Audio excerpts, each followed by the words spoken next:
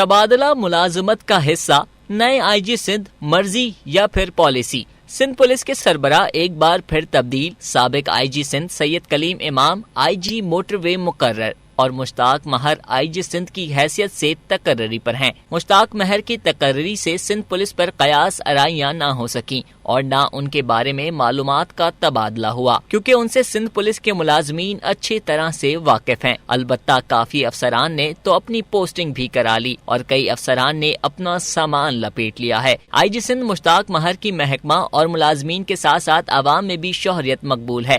محکمے کے لیے پالیسی اختیار کریں، نہ کہ مرضی۔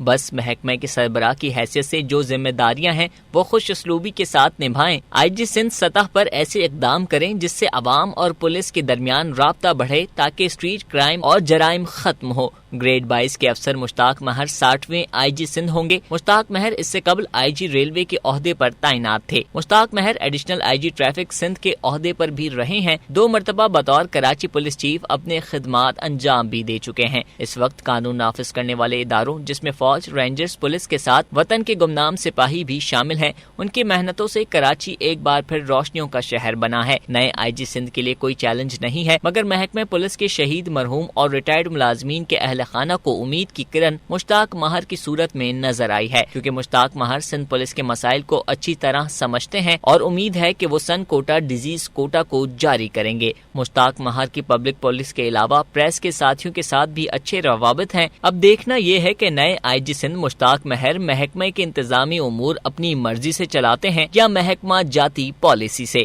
کیمرہ ٹیم کے ساتھ انصار احمد، DNN کراچی۔